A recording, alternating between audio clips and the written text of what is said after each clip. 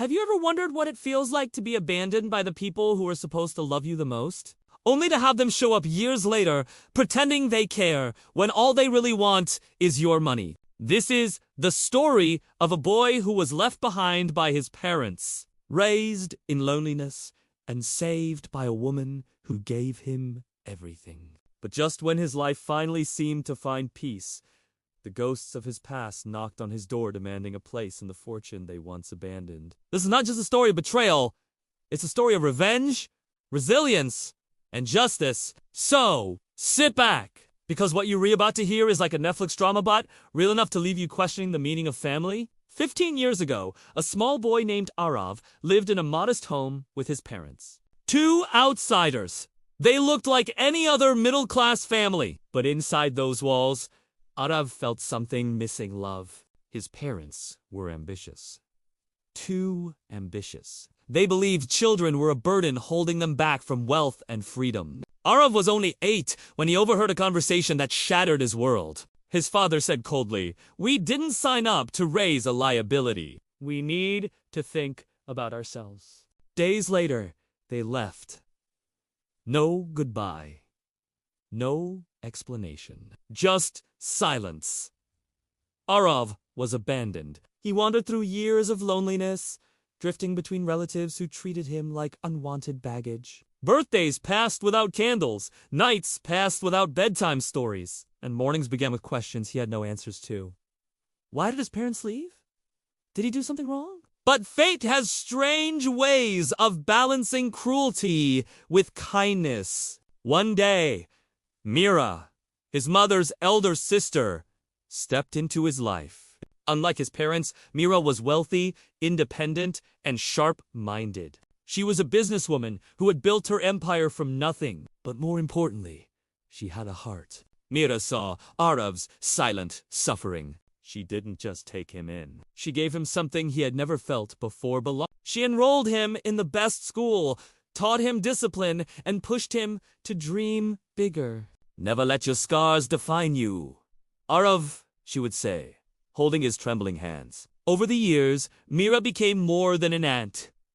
She became his mother, father, mentor, and friend. And slowly, Aarav transformed. The abandoned boy became a man with vision, carrying the values of hard work, loyalty, and resilience that his aunt instilled in him. Years passed.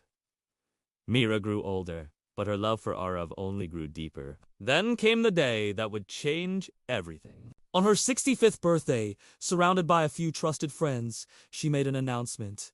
She had rewritten her will. Every property, every company share, every piece of wealth she owned was now in Aarav's name, because, she said proudly, "Aarav is my true family, the only one who stood by me, and the only one I trust with my legacy." The room clapped, but Aarav's eyes filled with tears. This wasn't just money, it was validation, proof that he wasn't alone anymore. Little did he know, this moment of joy was about to awaken shadows from his past. News of Meera's passing and her will spread quickly. And like vultures sensing prey, Aarav's biological parents appeared after 15 long years. They knocked on his mansion's gates, wearing smiles too polished to be real. "Aarav," bade him, his mother said, her voice dripping with fake affection. "We missed you so much." Aarav froze. The very faces that had abandoned him stood before him, pretending as if nothing had happened. But why now? The answer was obvious. His aunt's empire.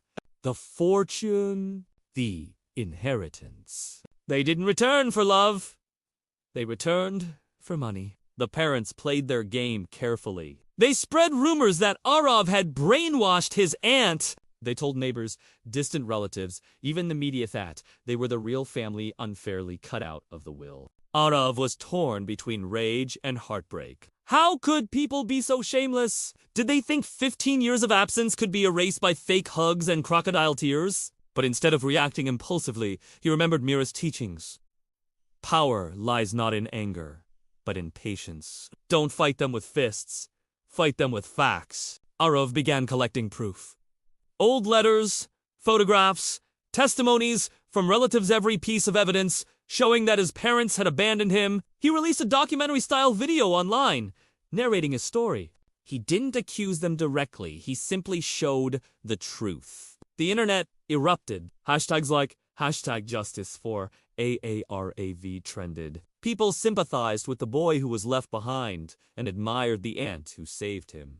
Meanwhile, his parents' reputations crumbled. Business partners cut ties. Friends distanced themselves. Overnight, they were exposed not as victims, but as opportunists. But Aarav wasn't done. He had one final move. His parents tried to challenge the will in court, claiming Meera was manipulated. The courtroom was tense. Lawyers argued, voices echoed, papers shuffled. But when Aarav stood to speak, silence filled the hall. With steady voice, he told his story of abandonment, of survival, of the woman who became his savior. And then he presented the evidence. Emails from his parents disowning him. Witnesses confirming they never cared for him. Medical bills! School reports all, paid by Meera, never by them. The judge leaned forward, eyes heavy with empathy. The verdict was clear. The will stood valid. Aarav remained the sole heir. His parents had no claim. After the verdict, his parents cornered him outside the courthouse. "Why are you doing this, Aarav?" his father snapped. "We're your blood." Aarav looked at them with calm fury. Blood. Family isn't about blood. Family is about who shows up when no one else does. For 15 years, you showed me nothing but absence. Meera gave me everything. That's family. And now, you'll get nothing. His words hit harder than any punishment. His parents stood silent, their schemes shattered, their greed exposed. Weeks later, Aarav stood in his aunt's favorite garden, looking at the empire she left behind. But more than wealth, she had left him strength, dignity, and love. He decided to use the inheritance, not just for himself, but to build orphanages, scholarships, and shelters for children who had faced abandonment like him. Because Aarav knew revenge wasn't about destroying others. Real revenge was building a life so powerful, so meaningful, that the people who once discarded you have no choice but to watch from the sidelines. So, what do we learn from Aarav's story? That sometimes the family we're born into isn't the family we deserve.